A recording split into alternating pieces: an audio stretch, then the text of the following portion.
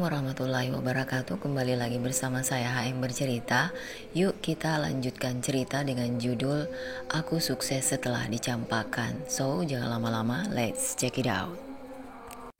Malam ini, Rama datang ke rumah kontrakan istrinya dengan wajah yang menunduk lesu. Cara mengetuk pintu dan si empunya rumah mempersilakan dia masuk. "Untuk apa kamu datang kemari, Mas? Bukankah kamu tidak peduli padaku selama beberapa hari belakangan?" Arin melemparkan tatapan sinis sembari duduk di atas tikar yang dia gelar di ruang keluarga. Sedang Rama sendiri masih tampak terdiam di tempatnya. Melihat sendiri bagaimana kobaran api kebencian istrinya itu masih menyala seperti api unggun di tengah gelapnya malam. Pria itu menatap ke samping pada sang istri yang justru sibuk dengan ponselnya. Sebuah bantal berada di pangkuan. Hal itu membuat Rama sedikit terkejut, karena sang istri justru hanya peduli pada ponselnya dan tidak melirik ke arahnya sama sekali. "Mengapa kamu justru sibuk dengan ponselmu, Rin? Setidaknya jika suamimu datang kemari, sambutlah dengan baik dan berikan minuman." Arin yang merasa tersinggung kemudian beranjak dari tempat duduknya. Dia meninggalkan ponsel di atas bantal dan membuatkan teh hangat untuk pria yang menikahinya 4 bulan lepas. Ada sedikit kebimbangan yang mengendap di dada Rama. Antara rasa bersalah dan juga rasa tidak tenang melihat pekerjaan apa yang dilakukan oleh istrinya tadi. Ketika dia mulai mengambil ponsel tersebut dan berusaha mencari tahu apa yang sebenarnya terjadi, Rama justru dikejutkan dengan ponsel istrinya yang tiba-tiba menggunakan password. Untuk apa dia memberi password pada ponselnya? Apa yang sedang dia tersembunyikan dariku? Kecamuk di dalam dada Rama semakin menggila. Setitik kecemburuan kini semakin membesar. Namun, pria itu berusaha menekan kecemburuannya yang meluap-luap dan tidak ingin bersuudzon kepada sang istri. Sebelum Arin datang, Rama buru-buru duduk kembali ke tempat semula dan meletakkan ponsel pada posisi yang sama. "Ini minumannya, Mas." Wanita itu menyodorkan secangkir teh dan juga makanan ringan. Ketika melirik kembali Arin yang tiba-tiba menyambar ponsel di sampingnya, Rama tidak bisa menganalisis berapakah password yang Arin masukkan tadi. Pria itu laki-laki menatap ke samping dan melihat Arin melipat tangan di depan dada dengan senyum terukir di bibirnya. Ada sedikit rasa kecewa yang dia pancarkan pada Arin atas tindakan wanita tersebut. Namun rasanya, Rama tidak mampu menuangkan amarah itu pada sang istri kendati dia juga tidak memiliki bukti apapun terkait hal ini. "Yang kamu sejak tadi sibuk dengan ponselmu, Rin. Apa yang sudah kamu lakukan di sana?" Tidak kuasa menahan kecemburuan yang semakin meledak-ledak, Rama pada akhirnya mengungkapkan kecurigaan itu dan dibalas dengan tatapan Arin dengan kerutan di dahi yang semakin dalam. "Apa maksudnya bertanya seperti itu? Mas, semenjak kamu tinggal beberapa waktu lalu dan tidak kamu berikan uang sepeser pun, aku berusaha mencari rezeki dari jalan lain. Adikmu si Susi itu sudah menghancurkan usahaku dan juga perkakas milikku. Sehingga kini aku harus berjuang sendiri untuk memenuhi kebutuhanku karena kamu juga tidak memberikan nafkah yang layak untukku." Pernyataan menohok itu diungkapkan oleh Arin dan seketika membuat hati Rama berdesir kuat. Ia berusaha memalingkan wajah dan menyembunyikan kekeliruannya. Namun tidak dapat menyembunyikan rasa penasarannya yang semakin menggunung. "Aku bertanya baik-baik padamu. Mengapa jawabanmu seperti itu dan justru menyudutkanku, Rin?" Arin mengendikkan bahunya, bersikap atuh dan tidak menanggapi celotehan Rama yang dianggap sebagai angin lalu. "Siapa juga yang menyudutkanmu? Bukankah aku adalah istri yang tidak kamu pedulikan? Bahkan selama beberapa minggu belakangan, kamu tidak peduli padaku dan hanya datang kemari untuk meminta jatah saja. Apakah itu bukan termasuk laki-laki yang keterlaluan? Memberi nafkah tidak cukup tetapi masih menuntut jatah batin. Adilkah itu untukku, Mas?" Rama seperti tersambar petir tepat di atas kepalanya. Ia merasa tersinggung. "Tapi, setidaknya pedulikan aku yang sudah jauh-jauh datang kemari, Rin. Aku tidak memintamu datang kemari karena kamu sendiri yang tidak mau datang ke sini. Jika kamu ingin dipedulikan, maka sadarlah dengan apa yang kamu lakukan. Kamu salah dan tentunya kamu harus memiliki inisiatif untuk meminta maaf ataupun memperbaiki kesalahanmu. Tetapi, kamu tidak pernah berusaha untuk memperbaiki hubungan kita dan justru mengiyakan saja permintaan ibumu. Lantas, untuk apa aku mau pedulikanmu ketika kamu sendiri tidak peduli padaku? Rama memejamkan mata dan memandang langit-langit kontrakan ini yang plafonnya sudah kotor akibat terkena air hujan terus-menerus. Dia ingin rumah tangganya kembali seperti biasa dan tidak ada problematika di antara mereka. Rama berharap, ketika dia datang kemari, dirinya akan disambut dengan senyum manis dan mendapatkan biasanya. Alih-alih mendapatkan apa yang dia mau, Rama justru dikejutkan dengan sikap istrinya yang begitu dingin. Kemudian, dia mencoba mencari alasan. Bukannya aku tidak mau berubah. Tetapi sudah aku putuskan seperti itu karena tanggunganku sangatlah banyak, Rin. Kamu pasti tahu. Ibumu seorang janda dan adikmu membutuhkan uang yang sangat banyak. Ya, jika kamu peduli dengan mereka dan tidak pernah memperdulikan bagaimana kebutuhan istrimu, lantas untuk apa kita menikah, Mas? Pada akhirnya Arin kembali mengungkapkan hal itu karena dadanya benar-benar sesat. Berulang kali dia menyadarkan diri sendiri bahwa Rama memang tidak bisa lepas dari belenggu ibunya. Aku juga tidak mempermasalahkan tanggung jawabmu sebagai seorang anak laki-laki kepada ibu dan juga adikmu. Tetapi, tidak dengan mengabaikan kebutuhan istrimu seperti ini, Mas. Kamu bahkan berminggu-minggu tidak memberikan aku uang nafkah. Sedangkan kebutuhan batinmu tetap terlaksana dan aku tetap memberikannya sebagaimana itu memang tugasku. Bahkan pelacur di luar sana masih lebih berharga daripada apapun. Mereka dinaiki, diberikan uang dan mereka dibayar atas jasanya. Sedangkan aku istrimu dan aku membutuhkanmu dalam segala hal, Mas. Kamu pikir aku adalah tempat pembuangan SP3 remah saja, ha? Hanya dengan memberikan uang rupiah ke 500.000 setiap bulan, lantas kamu bersikap seenaknya sendiri? Aku rasa wanita lain di luaran sana juga tidak akan tahan, Mas. Uang rupiah ke 500.000 untuk 1 bulan dapat apa? Untuk makan 3 kali saja tidak cukup sama sekali. Berdoalah semoga aku dapat bertahan dalam rumah tangga ini, karena jika batas kesabaranku habis, maka habislah kamu, Mas. Kata Arin. Dia beranjak dari tempat duduknya dan membawa ponsel juga bantal yang berada di tangannya.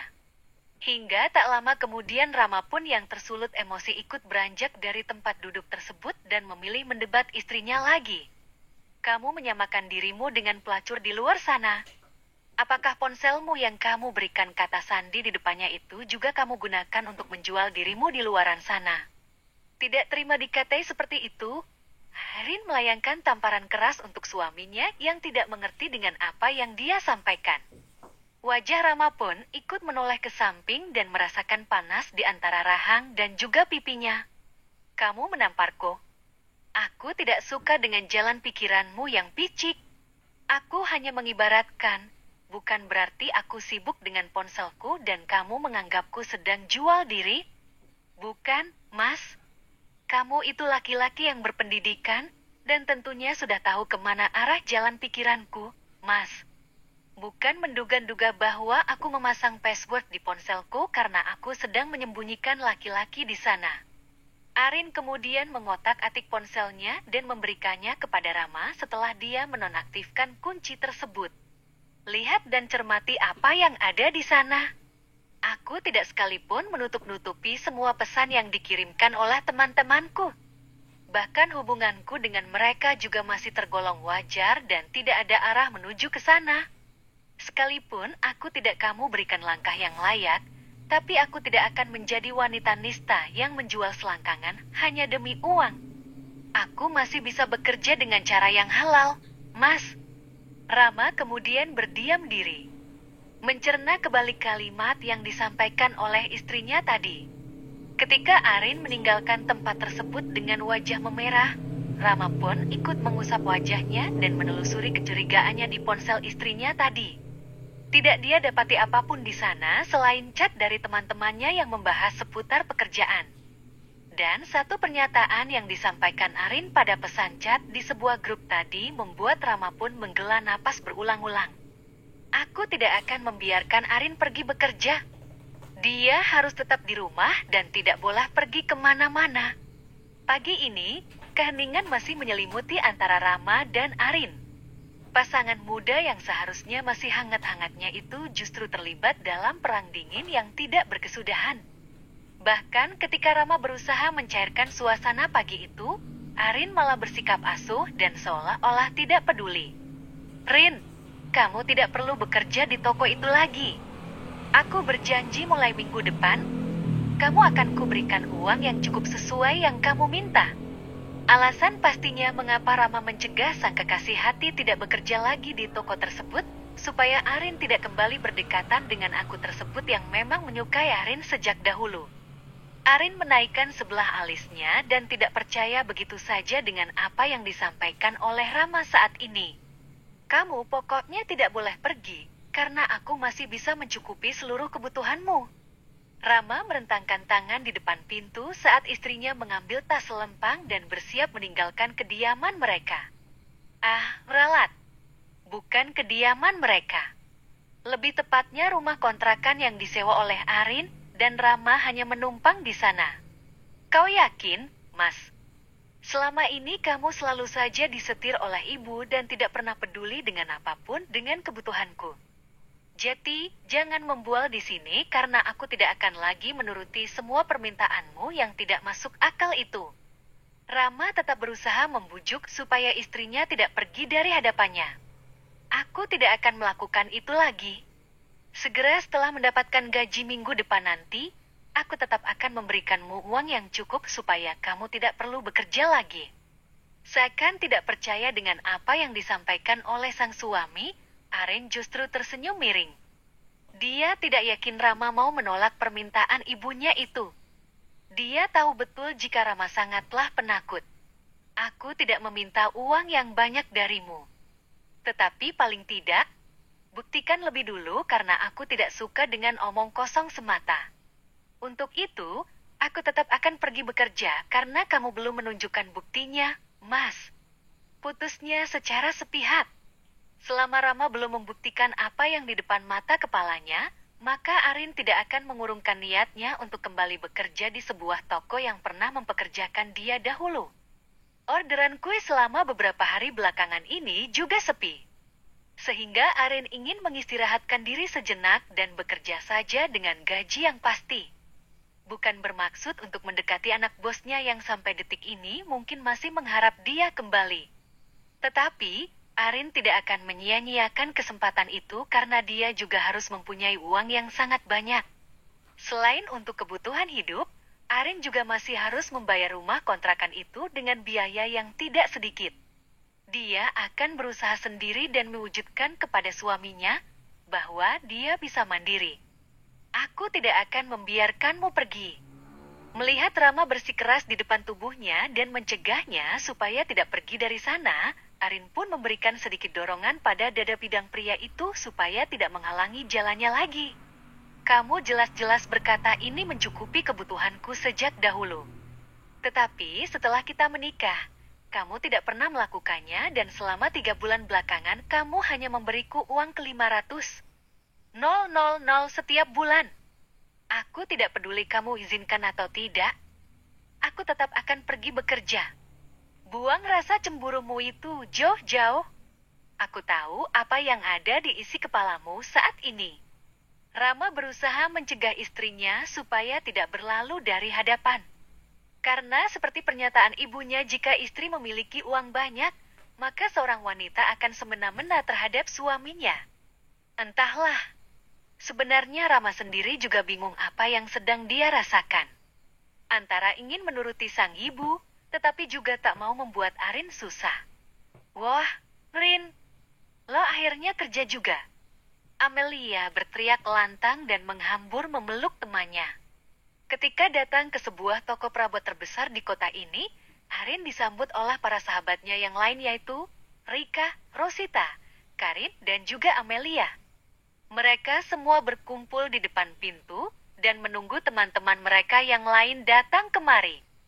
Mengambil tempat duduk yang berada di samping Amelia, Arin pun meminum air mineral yang dia bawa dari rumah tadi dan menyodorkannya kepada teman-temannya yang lain, namun ditolak karena mereka tidak haus. Ya, Mel, berjualan kue juga tidak selaris seperti dahulu. Aku bahkan kesulitan mempromosikan daganganku karena mereka sudah terlanjur kecewa sebab saat lebaran beberapa minggu yang lalu. Bagaimana tidak kecewa ketika mixer dan juga beberapa perkakasku yang lain ikut dihancurkan oleh Susi. Pesanan pun yang siap antar hancur, kata Arin dengan pandangan terkulai lemas. Rika yang berada persis di sebelah kanan Arin pun ikut menepuk pundak sahabatnya dan memberikan dukungan. Aku tahu kamu kuat dan bisa melakukan banyak hal. Tunjukkan pada orang-orang yang telah merendahkanmu jika kamu bisa sukses dan membungkam mulut mereka. Kamu harus kuat, Rin. Kalau memang tidak dapat menahan semuanya, kamu bisa cerita-cerita sama kita dan kita bisa sharing-sharing bersama. Arin pun menganggukkan kepala dan mengusap lelehan air mata menggunakan tisu yang baru saja disodorkan oleh Amelia. Meskipun berusaha kuat, tetapi pada dasarnya dia hanya wanita biasa yang rapuh dan butuh pundak untuk bersandar. Pekerjaan berjalan cukup lancar dan laporan-laporan mulai Arin masukkan ke dalam komputer seperti biasanya. Meskipun telah menikah dan beberapa bulan belakangan tidak penarikan jari jemarinya di atas keyboard, tetapi pada dasarnya dia memang cerdas dan Arin pun bisa menyelesaikan pekerjaan tepat waktu. Saat waktu menunjukkan pukul 5 sore dan Arin bersiap pulang bersama rekan-rekannya yang lain, Johan yang merupakan anak pemilik toko perabot tersebut menghampiri Arin. Pria itu mungkin hendak menjemput Pak Yusuf yang baru saja tiba siang hari tadi. Hai! Arin begitu gugup mendengarkan suara pria tampan itu yang berada di sampingnya. Untuk sejenak, dia terdiam di tempatnya tidak menyangka saja jika pertemuan mereka akan berlangsung secepat ini. Hai, Mas Johan. Apa kabar? Arin memberanikan diri untuk menyapa. Tetapi ketika pandangan mereka saling bertemu satu sama lain, ia memilih untuk menundukkan pandangan karena benar-benar menyesal sebab tidak menerima pinangan pria itu 1 tahun yang lalu. Baik. Bagaimana kabarmu, Rin? Johan juga merasakan debar di dadanya semakin menggila. Ia tidak mampu menahan luapan bahagia ketika melihat wanita yang diinginkannya itu bekerja di sini kembali. Tetapi ketika mengingat kembali bahwa Arin sudah menentukan pilihan, maka sebisa mungkin dia mengubur perasaan itu dalam-dalam dan menyimpannya sendiri. Arin, Mas. Kabarnya si Arin tentu saja tidak baik-baik saja. Dia bekerja kemari karena... Arin buru-buru menutup mulut Amelia yang tiba-tiba menyeletuk. Maaf, Mas Johan. Amal memang suka seperti ini dan mulutnya memang tidak dapat terkontrol. Jangan dengarkan dia. Kalau begitu, saya pamit pulang dulu karena jam kerja saya sudah habis. Selamat sore, Mas Johan. Arin menundukkan pandangannya. Dia menyerat Amelia meninggalkan tempat tersebut dan memaki-maki sahabatnya itu karena terlalu lancang memberitahukan masalahnya. Bab 12. Aku lelah. Andai aku memilih Mas Johan sebagai suamiku, aku rasa saat ini aku sudah hidup bahagia. Menjadi menantu tunggal dari pemilik beberapa toko perabot yang terbesar di kota ini. Yang pastinya akan disayang penuh oleh mertua. Karena aku jelas tahu bagaimana watak dan juga sifat ibunya Pak Johan. Sangat berbanding terbalik dengan ibunya Mas Rama. Mengapa aku terlalu bodoh menyia-nyiakan kesempatan itu dan memilih mundur saja ketika mereka telah terang-terangan menerimaku apa adanya. Bahkan senyum manis Mas Johan masih sama seperti dulu. Sorot matanya masih meneduhkan dan juga memancarkan cinta yang sangat dalam. Mengapa aku baru menyadarinya? Pertanyaan itu berkelebat di benak Arin ketika dirinya diantar pulang oleh Amelia. Sepanjang jalan, dia hanya mengiyakan saja ucapan rekannya. Sedangkan pikirannya mengawang entah kemana. Memang ketika berangkat tadi Arin menggunakan ojek online dan ketika pulang diantarkan oleh temannya yang juga memiliki rumah satu arah. Ketika sampai di depan rumah, Arin mulai tersadar dan dia segera beristighfar karena setan mulai menguasai. Astagfirullah. Aku tidak boleh berbicara seperti itu karena takdir memang sudah menggariskan keuntungan hidup demikian. Aku harus bersyukur karena semua nikmat yang dilimpahkan padaku, seiring dengan musibah yang diberikan padaku. Bahkan Rasulullah pun jelas melarang umatnya berandai-andai karena artinya sama saja dengan menyalahkan takdir dan menolak ketetapan Allah. Arin menghela nafas dalam-dalam. Dia menghalau pikirannya yang sejak tadi berputar-putar seputar dengan Mas Yohan tadi. Aku percaya, Allah adalah skenario terbaik dalam mengatur kehidupan ini. Dan aku juga percaya bahwa setiap rumah memiliki air matanya masing-masing. Itulah yang saat ini dipahami oleh Arin. Bahkan jika banyak yang bertanya mengapa Arin masih bertahan dengan pernikahannya dengan Rama, jawabannya adalah simpel sekali. Arin tidak akan pergi sebelum Rama menyerukan kalimat talak. Karena walau bagaimanapun, Arin harus mempertahankan rumah tangganya yang baru sumur jagung itu. Arin juga percaya bahwa apa yang dia jalani saat ini juga merupakan ketetapan darinya. Nah, baru pulang kamu, Rin. Ketika Arin tiba di depan rumah kontrakannya, secara mengejutkan ibu mertuanya sudah sampai di sana. Namun, dia bersikap biasa saja karena tidak ingin moodnya memburuk sore hari ini. Terlebih, Arin juga belum menyiapkan makan malamnya sehingga dia tidak terlalu mempedulikan kedatangan wanita ini, yang membuatnya benar-benar sakit hati selama beberapa hari belakangan. Ibu tahu sendiri, aku baru saja pulang bekerja. Mengapa masih bertanya? Utas Arin menjawab dengan acuh. Kamu ini ya? Sudah tahu ibunya datang kemari bukannya disambut dengan baik-baik, tetapi kamu justru menyambutnya dengan pandangan yang tidak bersahabat.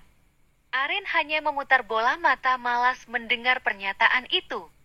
Tubuhnya yang benar-benar lelah karena melakukan pekerjaan selama seharian penuh, masih ditambah lagi dengan masalahnya bersama sang suami, kini justru masalah akan datang kembali.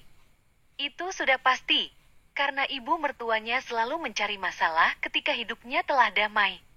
Entah apa yang ada di benak wanita itu tetapi Arin sendiri pun merasa muak, karena lama-lama diganggu terus-menerus dalam hal apapun.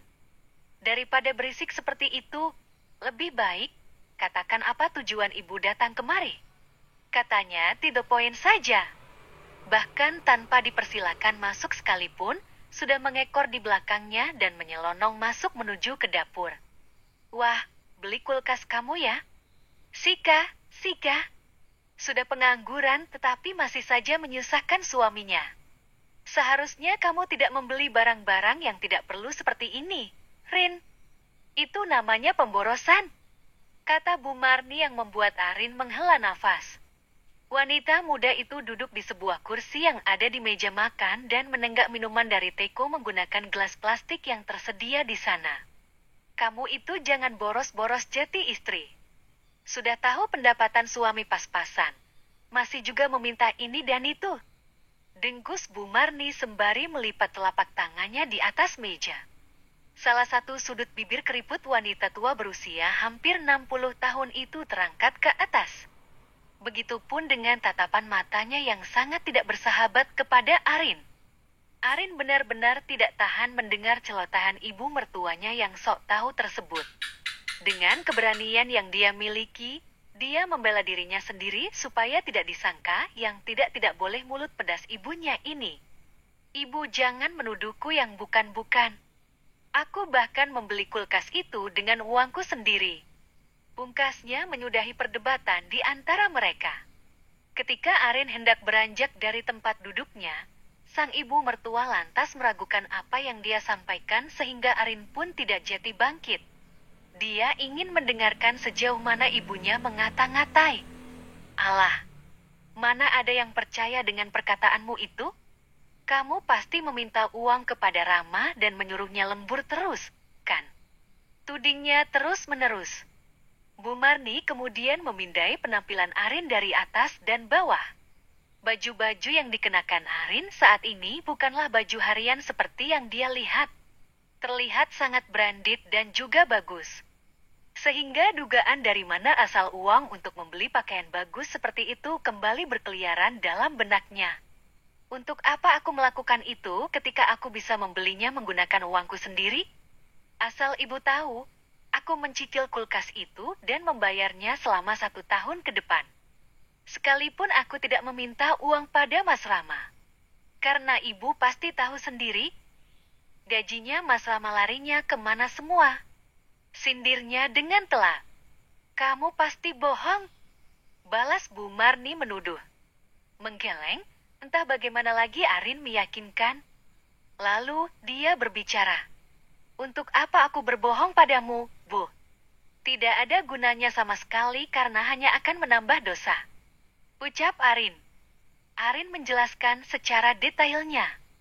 Alih-alih menerima penjelasan yang dia berikan, ibu mertuanya justru tidak langsung percaya dengan apa yang disampaikan oleh Arin tadi. Arin pun tidak ambil pusing masalah itu.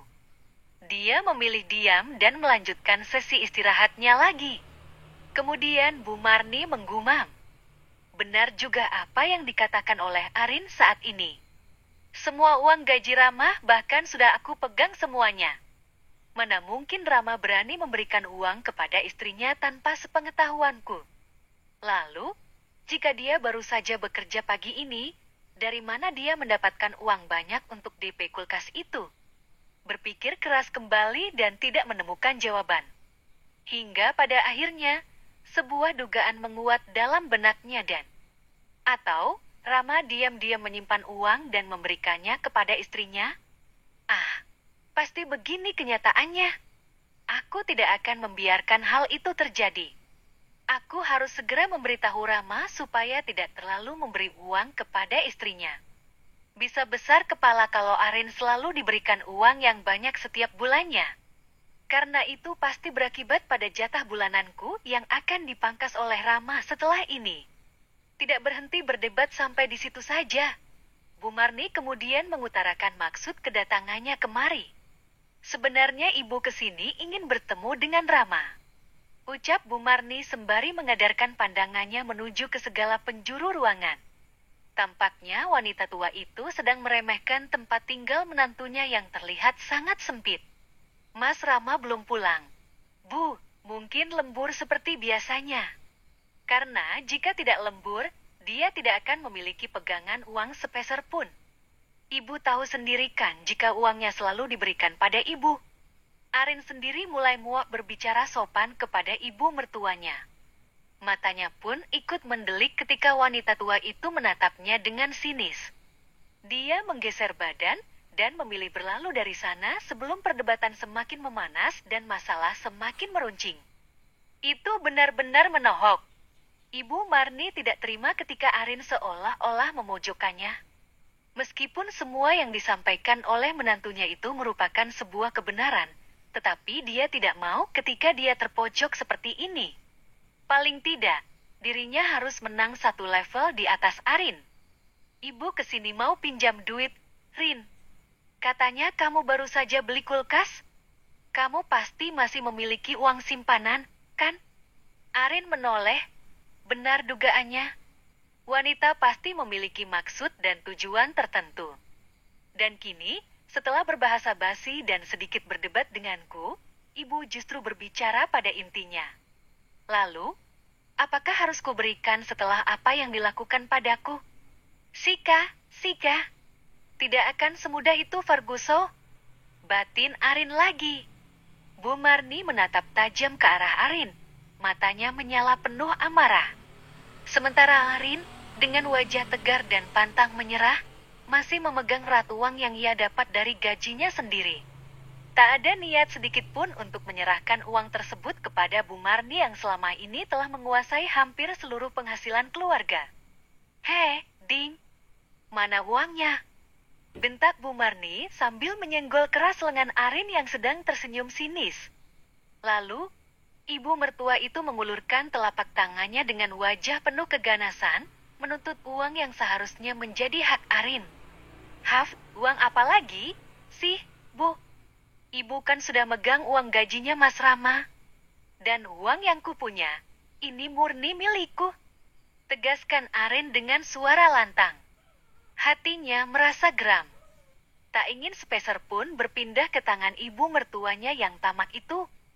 Gaji suaminya memang 5 juta, tapi Arin hanya diberi 500.000, sisanya dikuasai oleh Bu Marni. Dan kini, ibu mertuanya itu berani meminta uang tersebut kembali. Sungguh kelewatan. Arin bahkan tak akan cukup memutar uang 500.000 itu jika dia tidak memutar otak dan mengelolanya supaya cukup sebulan. Bu Marni memukul meja yang ada di depannya dengan keras, membuat Arin sedikit terkejut.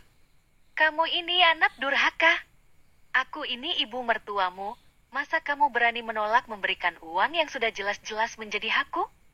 Teriaknya dengan penuh emosi. Namun, Arin tak gentar. Ia menatap mata Bu Marni dengan pandangan tegas, lalu menggenggam erat uang yang ada di tangannya. Tidak, Bu, sekali tidak, ya tidak.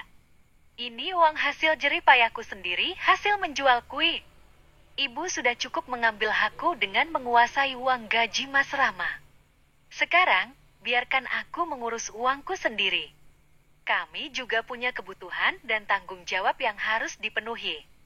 Aku tidak tinggal di rumah ibu, dan aku tak akan tunduk ketika kau maki-maki lagi. Jawab Arin dengan penuh keyakinan. Ia menuding wajah ibunya. Wajah Bu Marni memerah, namun ia sadar bahwa kali ini Arin telah berani melawan dan menegaskan haknya.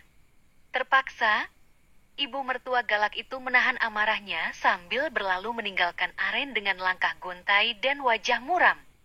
Sementara Arin, kali ini merasa berhasil mempertahankan haknya sebagai istri dan menantu yang berani melawan ketamakan ibu mertuanya. Sore itu, suasana rumah kontrakan Arin dan suaminya begitu mendebarkan juga menegangkan. Bu Marni, ibu mertuanya, tiba-tiba berlari dan menyerobot tas yang dipegang oleh Arin. Tanpa ragu, ia mencoba mengambil uang yang ada di dalam tas tersebut. Ibu, itu uangku. Ibu kembalikan. Teriak Arin ketakutan, berusaha merebut kembali tas miliknya dari tangan Bu Marni. Terjadi aksi saling tarik-menarik di antara mereka berdua. Keduanya berusaha keras untuk mendapatkan tas tersebut, namun Bu Marni berhasil mengambil 2 lembar uang 200.000 yang tersimpan di dalam dompet milik menantunya. Setelah itu, Bu Marni melemparkan tas itu ke arah Arin sambil tertawa mengejek. Ibu benar-benar kelewatan. Umpat Arin, marah dan kesal. Ia tidak ingin tinggal diam dan membiarkan Bu Marni terus berlaku semena-mena. Arin pun mencari cara untuk menghentikan Bu Marni. Dalam sekejap, ia meletakkan kakinya di depan sang ibu mertua yang saat itu tengah berlari menuju pintu keluar. Bu Marni tidak menyadari hal tersebut dan tanpa bisa menghindar, ia terjatuh dan terjerembab ke depan. Saat jatuh, kepala Bu Marni terantuk ujung meja yang tajam. Darah langsung mengucur deras dari luka tersebut, membuat Bu Marni menjerit kesakitan. Argi, Bu Marni membekik keras. Rasain itu? Saatnya pembalasan dimulai. Batinnya. Arin hanya bisa menatap kaget dengan apa yang baru saja terjadi, merasa bingung antara lega dan khawatir akan nasib ibu mertuanya. Tepat ketika Rama baru saja sampai di depan rumah, terdengar suara benturan keras dan jeritan ibunya. Dengan cepat Rama berlari masuk, melihat pintu terbuka lebar dan ibunya tergeletak di lantai. Arin yang berdiri di dekatnya dengan ekspresi marah di wajahnya. Arin, apa yang kamu lakukan? Teriak Rama sambil berlari menghampiri ibunya yang terjatuh. Ibunya, Bu Marni, tampak kesakitan sambil memegangi pinggangnya juga keningnya. Arin dorong ibu, Ram. Lihat ini, berdarah. Kata Bu Marni mengadu, membuat putranya berang bukan main. Arin mendongak, menatap Rama dengan tatapan tajam. Ini semua salah ibumu, Mas Rama. Dia tidak tahu diri dan mencampuri urusan orang. Dia bahkan mengambil uangku yang saat ini masih ada di genggamannya. Aku baru pulang, ibumu datang kemari meminta uang. Dia menyerobot tas milikku dan meraih uangnya. Aku membela diri, menarik bajunya, dan karena badan ibunya yang lebar mirip seperti tong kosong ini, dia jatuh dan limbung. Kau lihat sendiri, supaya matamu tak dibutakan oleh rasa sayang dan takut karena surgamu kulukai. Maki Arin kelewat kesal. Rama melihat uang itu. Ya benar. Baju ibunya juga robek di bagian belakang pertanda perkataan Arin memang benar. Tapi, yang Rama sayangkan, haruskan sikap istri pada mertuanya begitu? Tak cukupkah menegurnya saja, Rin? Bentak Rama meninggikan intonasi suaranya. Arin diam. Ia enggan menyahut. Dia bersedekap, berdiri di depan Rama. Matanya berkaca-kaca menahan amarah yang memuncak. Dalam hati, dia merasa kecewa karena sang suami tak mampu melihat kesalahan orang lain, terutama ibu mertuanya yang terus-menerus merampas uang mereka. Oh, tidak. Uangnya sendiri. Semua salah ibumu, Mas. Andai dia tak merampas uangku seperti begal, maka aku tak akan berbuat demikian. Teriak Arin sambil mengepal tangannya. Dia berusaha keras menjelaskan bahwa perbuatan yang dilakukannya adalah akibat dari tekanan yang diberikan oleh ibu mertuanya. Rama hanya menatap Arin dengan dingin, seolah-olah dia tak percaya apa yang dikatakan istrinya. Matanya yang tajam menunjukkan bahwa dia hanya melihat kesalahan Arin, tanpa mempertimbangkan alasan yang melatar belakangi tindakan tersebut. Arin merasa tak berdaya. Ia tahu bahwa Rama akan tetap berpihak pada ibunya, tak peduli seberapa keras Arin berusaha menjelaskan situasi yang sebenarnya. Hatinya hancur melihat Rama yang terus menyalahkannya, tanpa pernah mencoba memahami perasaannya. Kau tahu, Mas, aku benar-benar lelah dengan semua ini. Aku hanya berharap kau bisa melihat bahwa aku juga punya perasaan, aku juga merasa sakit dengan perlakuan ibumu. Bisik Arin dengan suara parau, air matanya mengalir deras membasahi pipinya. Namun, Rama tetap tak bergeming. Dia hanya terdiam, seolah-olah tak mendengarkan ucapan Arin. Rama melirik sinis. Bagiku, kesalahan yang kau buat adalah sesuatu yang tak bisa diampuni, dan aku tak akan pernah bisa melihat alasan di balik perbuatanmu itu, Rin. Kamu salah. Harusnya kau tegur baik-baik supaya. Kau tegur? Baik-baik bagaimana maksudmu? Kamu memberiku uang 500.000 dan 4,5 jutanya dia pegang. Lalu, dengan senaknya ibumu datang kemari dan meminta uang itu. Padahal, kamu tahu sendiri jika sebulan belakangan kamu mengabaikan aku. Jadi, uang simpananku murbi milikku dan ibumu tak berhak. Hardik Arin, dia tak terima di pojokan seperti ini. Orang yang sejatinya harus ada di belakangnya, kini tak ubahnya menjadi musuh yang tak bisa dia tandingi. Arin tak mengerti mengapa Rama takut sekali dengan ibu ni. Bukanlah rasa takut itu harus sesuai porsi. Atau porsi Rama kebanyakan, kah? Sekarang terserah apa maumu, Mas. Aku lelah. Terserah. Urus saja ibumu sana. Jika perlu, berikan uangmu padanya semuanya. Aku bisa cari sendiri. Kata Arin menegaskan bahwa dia tak sanggup lagi bertahan. Bukankah lebih baik menjanda daripada punya suami yang tak berguna? Oh, haruskah Arin begini? Rama kembali mendekap ibunya, menahan amarahnya pada Arin. Apa alasanmu mendorong ibuku, Arin? Tidak ada alasan yang cukup untuk melepaskan kemarahanmu padanya. Arin membuang muka, lalu mengungkapkan segala keluh kesah dan perasaannya yang terpendam. Kau tahu, Mas, sejak awal aku sudah tidak suka dengan sikap ibumu yang terlalu mencampuri urusan kita. Tapi aku tahan demi kamu. Tapi hari ini, aku tidak bisa lagi menahannya. Kamu dibutakan dengan sayang, hingga kesalahanku selalu kau gunakan untuk menyerang. Tak sekalipun kamu memandang pada ibumu yang jelas salah. Dia salah, Mas. Salah. Buka matamu, Mas. Rama menatap Arin dengan tatapan dingin.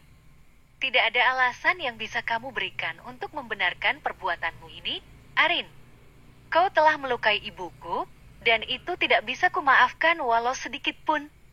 Kedua pasangan itu terlibat dalam perdebatan sengit, sementara Bu Marni masih terbaring di lantai, menahan rasa sakit akibat benturan dan mengaduh sesekali. Rama dan Arin semakin lama semakin tidak menemukan titik temu, dan hubungan mereka pun semakin terjaga jarak kali ini. Bab ke-13. Apa kamu tidak pernah dididik oleh kedua orang tuamu untuk menghormati seseorang yang lebih tua, Rin? Beberapa saat lalu Rama memang membawa ibunya pergi ke klinik. Tidak terjadi sesuatu mengenai pelipis Bu Marni yang terkena ujung meja tadi. Hanya saja lukanya berdarah dan mendapatkan plester. Kini, Ibu Marni sudah diperbolehkan pulang dan bergantilah Rama yang memarahi istrinya di rumah kontrakan. Jangan bawa-bawa nama orang tua di sini, Mas. Karena pada kenyataannya ibu sendiri yang tidak bisa menghargai aku, sehingga aku berani melakukan perlawanan. Mungkin beberapa bulan belakangan aku memang diam dan berusaha menerima semua perlakuan tidak menyenangkannya. Tetapi ketika ibu dengan terang-terangan mengambil uangku dengan cara tidak baik, maka aku berhak mempertahankan milikku. Tak aku menarik bajunya dari arah belakang adalah refleksi diri supaya barang-barangku tidak dirampas olehnya. Ucap Arin dengan tegas. Rasanya menegangkan sekali ketika Arin berhasil melumpuhkan ibunya dan membuat ibu mertuanya tidak berkutik seperti tadi. Perdebatan di antara mereka tidak terelakkan. Bukannya saling meminta maaf dan saling mengevaluasi siapa yang salah dalam hal ini, Rama justru tersulut emosi karena istrinya. Tetapi tidak dengan cara seperti ini. Kamu membahayakan ibu. Bagaimana kalau kepalanya terluka dan mengalami gagar otak? Apa kamu mau dipenjara? Nada suaranya tinggi dan berat. Pria itu menyentak kasar dan menarik lengan istrinya sambil memaki-maki tidak jelas. Karin pun sedikit terkejut dengan sikap suaminya yang 180 derajat. Dadanya bergemuruh dengan detak jantung yang tidak beraturan. Arin tidak takut sama sekali dengan ancaman suaminya, yang mungkin sebentar lagi akan melaporkannya kepada pihak berwajib karena masalah ini. Dengan jumawa Arin mendongakkan kepalanya dan menantang Rama sembari melipat kedua lengan di depan dada. Lagi pula siapa yang akan dipenjara dengan masalah seperti ini? Senyum seringai terbit di kedua sudut bibir. Arin tidak akan tinggal diam ketika masalah terus menghampiri seperti yang sudah-sudah. Jika dulu dirinya hanya diam dan tidak menjawab apapun yang disangkakan oleh suaminya. Tetapi berbeda dengan hal yang sekarang. Ketika pria itu membentak lantang, maka Arin pun juga akan melakukan hal yang sama sebagai pembelaan. Sebelum aku masuk ke dalam penjara karena laporan dari ibu, para petugas berwajib juga melakukan interogasi terlebih dahulu. Dan jika ibu terbukti bersalah karena hendak merampas uangku alias mencuri, itu perbuatan yang tidak dibenarkan, maka bisa jadi dia sendiri yang akan dihukum dengan hukuman yang seberat-beratnya. Pikirkan itu kembali sebelum berniat menyerangku. Karena pihak kepolisian bukanlah orang yang tidak pintar. Mereka akan mencari tahu terlebih dahulu mengenai kebenarannya dan tetap akan mencari tahu sampai ke detailnya. Air mata Arin jatuh tanpa diminta. Sepanjang dia menjalani hubungan dengan sang suami, tidak pernah ramah semarang dan sekasar ini sebelumnya. Entah racun apa yang sudah dikatakan Bu Marni kepada pria yang menikahinya 4 bulan lepas itu. Dia adalah wanita yang melahirkanku dan wanita yang membesarkanku hingga aku sukses seperti sekarang. Kenapa kamu memperlakukannya seperti itu? Masih membahas masalah ini lagi dan Arin pun seketika muak. Ia membuang pandang dan meninggalkan suaminya di ruang tamu sana. Meskipun Rama berulang kali memegangi lengannya dan memintanya untuk berhenti, tetapi Arin sudah terlanjur sakit hati karena dituduh yang bukan-bukan. Arin, Mas belum selesai bicara. Arin tidak mengindahkan ucapan suaminya. Wanita itu menjatuhkan bobot tubuhnya di atas kasur dan menumpahkan tangisnya di sana. Meskipun kerap kali suaminya mendesis marah dan memintanya untuk menatap wajahnya, tetapi Arin enggan melirik kembali. Dia meremas dada yang terasa kian menyesakkan. Cobaan kali ini memang sangatlah berat dan Arin bersabar. Entah ini ucapan keberapa, tetapi paling tidak Arin tidak ingin mengecewakan orang tuanya. Ia enggan membahasnya lagi karena bibirnya sibuk beristighfar dan mencoba menenangkan diri. Jangan menjadi wanita yang paling tersakiti, Rin. Pernyataan rasa membuat Arin berpaling. Wanita itu mengusap air mata yang membasahi bajunya, sedangkan tatapannya masih nyalang kepada sang suami. Siapa yang tersakiti di sini? Bukankah kamu sudah tahu jika jawabannya adalah ibumu? Ibumu yang paling tersakiti dan ibumu yang paling menderita. Karena yang kamu lihat adalah luka di dahinya. Bukan luka di hati seperti yang kurasakan. Perkataanku memang kasar kepadamu. Tetapi aku tidak menutup-nutupi fakta yang sebenarnya. Kamu melihat kesalahan yang kuperbuat. Tetapi kamu tidak melihat kesalahan yang ibu membuat. Rama terdiam dan tidak menimpali ucapan istrinya. Atau yang disampaikan oleh Arin memang hal yang sebenarnya. Rama mendengar dari satu sisi saja dan tidak mendengar dari Kiki yang lainnya. Ketika Rama masih terdiam dan enggan memberikan jawaban, tiba-tiba Arin kembali membalas ucapannya. Bagaimana jika kondisinya dibalik? Bagaimana jika tiba-tiba ayah mertuamu datang dan melihat tas kerja milikmu ada di atas meja? Lalu ayahku yang sejatinya menjadi ayah mertuamu, tiba-tiba mengambil uang yang ada di dalam tasmu. Bagaikan seorang perampok. Lalu dia pergi dan ingin membawa kabur uang yang kamu hasilkan sendiri tanpa meminta pada pasanganmu. Bagaimana perasaanmu jika begitu? Kedua telapak tangan Arin berada di pinggang. Tidak sekalipun kata menyesal dia gaungkan. Nyatanya, hati Arin sudah mati rasa dan tidak mau lagi membahas masalah ini. Rama mengangkat telapak tangannya dan bersiap menampar mulut sang istri yang dia rasa terlalu lancang berbicara. Ketika telapak tangannya itu terangkat, sebuah bisikan lirih terdengar menyeru di telinga kanannya dan mencegahnya supaya tidak melakukan tindakan tersebut. Bahkan Arin yang sudah menutup matanya sampai beberapa detik, terkejut karena tidak ada tamparan yang melayang pada pipinya. Dan ketika dia membuka mata, Arin melihat suaminya itu mengepalkan telapak tangan di samping tubuhnya. Jika kamu ingin membalas semua yang mampu berbuat pada ibumu, maka terserah. Tampar saja aku dan silakan pukul aku sesuka hatimu jika itu membuatmu puas, Mas. Bersamaan dengan kalimat terakhir yang disampaikan oleh Arin, tiba-tiba foto pernikahan yang baru saja Arin gantung di ruangan itu jatuh. Katanya berhamburan ke lantai. Arin melirik, tetapi tidak melakukan apapun. Bahkan untuk memunguti pecahan kaca yang berserak di bawah kakinya pun, dia enggan. Memilih berbalik badan dan meninggalkan tempat tersebut dengan perasaan yang tidak enak.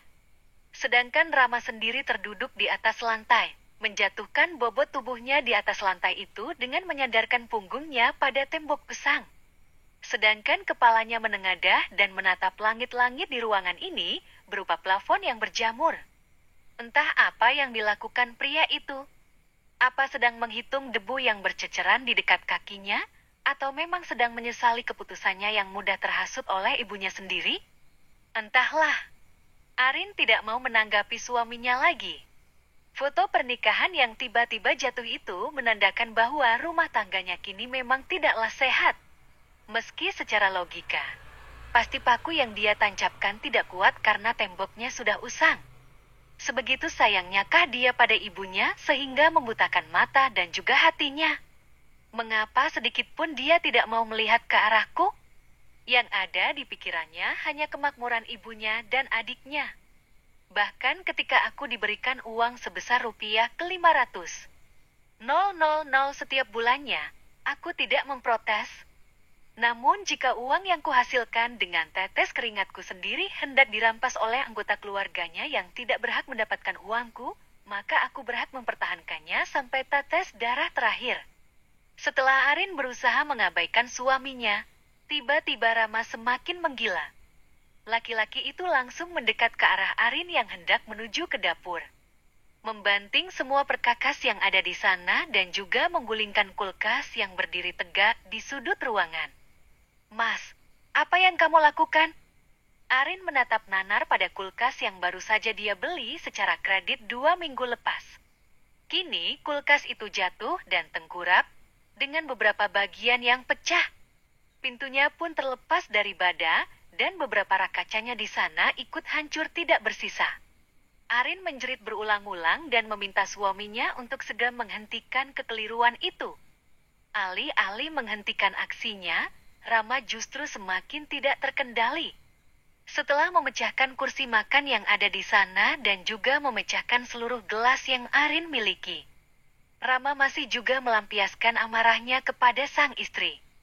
Dia memukul Arin berulang-ulang, membabi buta seperti orang gila. Menendang, juga mencakar wajah Arin. Pria itu seperti kesurupan. Tetapi Arin tahu bahwa Rama melakukan hal itu sesadar-sadarnya dan tidak ada jin yang mempengaruhi hal tersebut. Setelah Rama puas memukuli Arin, wanita yang sejak tadi menangis itu menegakkan kakinya dan berusaha tegar menghadapi semua ini. "Rin, maafkan Mas." Ketika Rama berusaha memperbaiki semuanya dengan cara meminta maaf, hati Arin sudah tertutup sempurna. Bahkan dia menepis telapak tangan kasar yang hendak menyentuh bahunya. "Jangan sentuh aku!" teriaknya lantang. Arin tidak peduli lagi jika para tetangga di samping kanan dan kirinya berdatangan dan menonton kejadian itu acara sinetron di televisi. Nanar tatapan Arin membuat Rama membeku ke sekeliling tubuhnya dan mendapati bahwa aksinya tadi memang persis seperti orang gila yang sedang mengamuk. Rama mengacak rambutnya dan mengungkapkan kalimat penyesalan. Tetapi, Arin tentu saja tidak akan pernah memaafkan Rama yang bertindak seenaknya sendiri. Sedangkan nafasnya ikut memburu. "Sekarang dengan mudahnya kamu menghancurkan barang-barang pribadiku dan juga memangkas habis akal kewarasanku. Baiklah, jika itu keinginanmu, maka akan aku turuti." Arin berusaha menormalkan laju nafasnya yang persis seperti kereta api ekspres tanpa jeda. Dia berusaha menerima semangat tanpamu dan juga pukulan yang dilakukan oleh suaminya ini. "Ren, Mas hilaf." Mas. Telapak tangan Arin terangkat ke udara dan memberikan kode kepada suaminya supaya tidak mendekat. Arin sendiri menatap penuh kemarahan kepada laki-laki tersebut dan berusaha tidak meledakkan emosinya. Laki-laki lembut yang dulu dia pecah puja, kini tengah mengeluarkan watak aslinya. Secepat ini Arin mengetahui jika suaminya bukan laki-laki yang terbaik. Hanya di usia pernikahan yang hendak memasuki usia 5 bulan, justru semuanya terkuak. Senyum manis pria itu, ucapan-ucapan lembutnya dan kata-katanya yang mendayu, ini tidak akan mempan lagi merayu Arin. Wanita itu tetap mengukuhkan langkahnya untuk meminta berpisah. Dia sudah tidak tahan lagi dengan rencana busuk yang dilakukan oleh ibu mertuanya. Sudah cukup Arin tersiksa selama 4 bulan belakangan dan kini dia memilih untuk menyerah. "Cukup. Kalau hanya bertengkar dan menasehatiku melalui ucapan. Lalu kamu memaki-maki diriku, aku rasa aku masih bisa memakluminya. Tetapi ketika kamu sudah main tangan kepadaku, maka jangan salahkan aku jika ada gugatan perceraian setelah ini." Ancaman Arin jelas tidak main-main. Rama tampak ketakutan dan laki-laki itu mengikis jarak di antara mereka. Rama pun menumpahkan air matanya dan dia tidak menyangka bahwa dirinya akan mengamuk seperti tadi. Dengan segala kekuatan yang dia miliki, Rama berusaha membujuk istrinya supaya tidak merealisasikan gugatan cerai seperti yang dikatakan oleh istrinya tadi. "Rin, Mas tidak mau kita berpisah." Berusaha meraih kedua pundak Arin seperti biasanya. Tetapi Rama justru tertampar ketika Arin menepis tangan dan menggelengkan kepala. "Tidak ada yang perlu kita pertahankan di sini. Aku sudah terlanjur kecewa dengan sikapmu yang bertindak sesuka hatimu. Lihatlah kekacauan yang ada di sekitarmu. Barang-barang yang tidak pernah kamu beli sekalipun kini kamu hancurkan. Tidak cukup puas menghancurkan barang-barang yang kubeli dengan hasil keringatku sendiri. Tetapi, kamu juga menghancurkan kepercayaanku padamu." Arin semakin meraung di lantai layaknya anak kecil yang kehilangan sebuah permen. Dia berteriak dan menyesali takdir yang tidak berpihak padanya. Saat Rama kembali membujuk, Ia melayangkan tatapan sinis dan membentangkan jarak di antara mereka supaya hatinya tidak lebih hancur daripada sekarang. Kamu sekarang sudah berubah menjadi laki-laki yang temperamental. Aku tidak menyangka kamu bisa bersikap sekasar itu tanpa mendengar penjelasan yang keluar dari bibirmu terlebih dahulu. Maka saat ini, aku minta cerai. Seumur hidup terlalu lama dihabiskan bersama dengan laki-laki yang salah. Bersama dengan keputusan yang diambil, Arin meninggalkan tempat itu dan menyambar tas jinjing miliknya yang berada tak jauh dari sana. Sebelum dia berlalu dari rumah kontrakan tersebut, dia menatap ke arah Ram yang hendak mencegahnya. Tetapi keputusan Arin sudah bulat. Ia akan menyudahi pernikahan taksik ini dan tidak akan berlama-lama lagi menggugat suaminya ke pengadilan agama. Menangis terseduh-seduh di jalanan, Arin menumpahkan segala kekecewaannya dengan cara berteriak di lokasi yang cukup sepi. Setelah puas menumpahkan air matanya di sana, dia mengambil ponsel dan menghubungi Amelia untuk segera datang kemari. Berharap sahabatnya itu mau memberikan jalan keluar terbaik mengenai masalahnya yang sekarang. 30 menit kemudian, Amelia datang tergopoh-gopoh dan melihat sang sahabat sedang menangis di trotoar. Tanpa bertanya lebih lanjut, wanita muda beranak 2 itu langsung memeluk sahabat dan mengusap punggung Arin. Menyalurkan kekuatan, meskipun dirinya sendiri kebingungan dan tidak mengetahui apa yang sedang dirasakan oleh sahabatnya ini. Antar aku ke rumah ibu, Mel. Kamu mau kan? Amelia hanya mengiyakan permintaan Arin. Dia tidak ingin bertanya lebih lanjut karena bukan ranahnya untuk ikut campur dalam masalah ini. Meskipun kondisi baju Arin yang kempeng-kemping, rambutnya yang berantakan dan juga sudut bibirnya yang lebam sudah menunjukkan apa yang sebenarnya terjadi. Namun Amelia menutup mulutnya rapat-rapat dan tidak ingin mengungkapkan keresahan hatinya. Sampai di rumah ibunya setelah menempuh perjalanan 25 menit, Arin segera menghambur ke pelukan ibunya. Sedangkan Amelia yang masih berdiri di ambang pintu pun juga menghentikan bahu ketika ibunya Arin menggerakkan dagu. Seolah-olah bertanya mengenai apa yang sedang terjadi pada putrinya. Kalau begitu saya permisi pulang dulu, Bu, Rin. Anakku tadi tidur dan suamiku juga belum pulang lembur. Mungkin next time kita bisa bertemu lagi dan tenangkan dirimu dulu. Aku akan menjemputmu ketika kamu sudah siap bekerja kembali. Jangan sungkan-sungkan bercerita padaku apapun mengenai masalahmu. Ketika Amelia memberikan nasihat, Arin menganggukkan kepalanya dan sorot mata sendu itu sudah menjelaskan semuanya.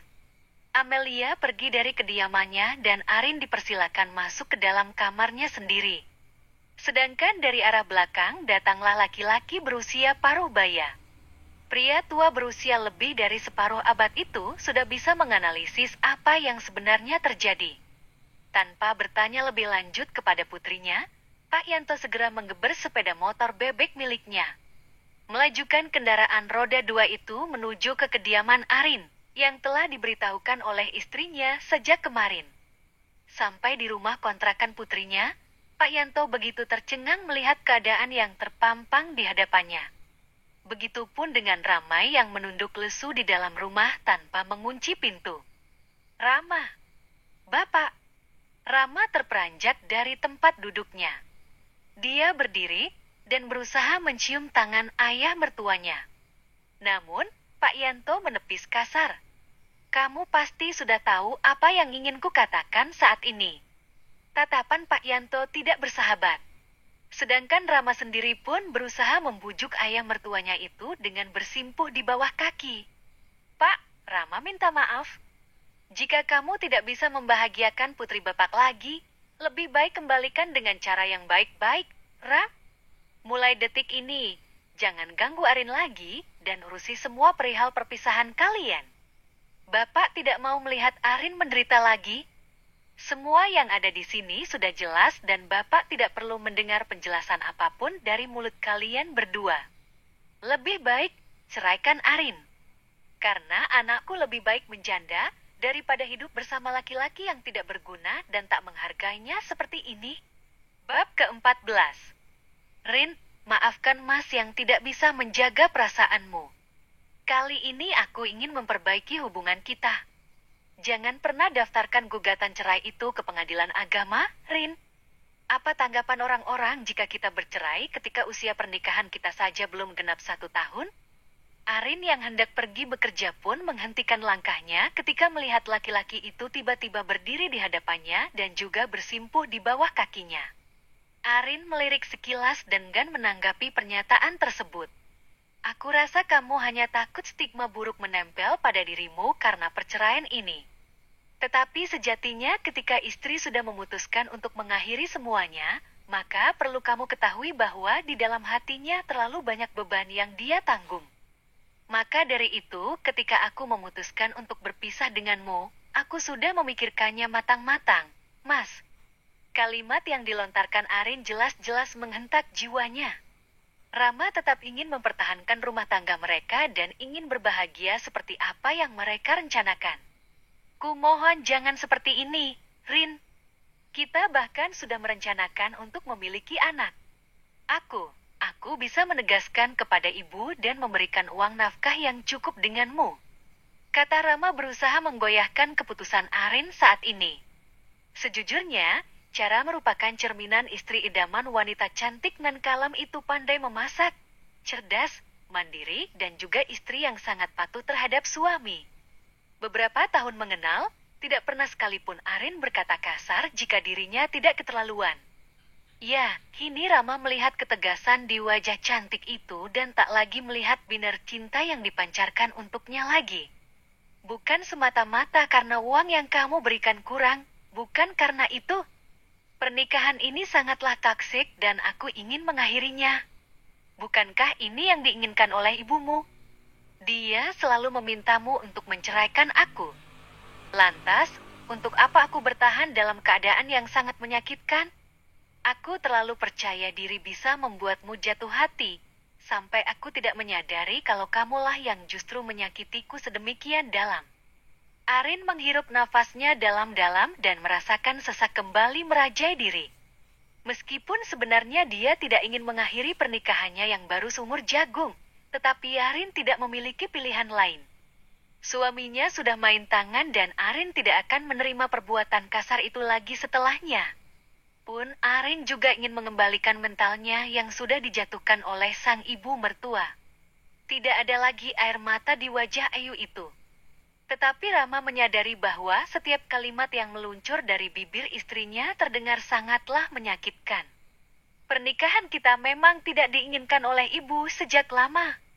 Maka dari itu, sekarang aku membebaskanmu dari pernikahan ini, dan raihlah apa yang ingin menjadi keinginanmu, Mas.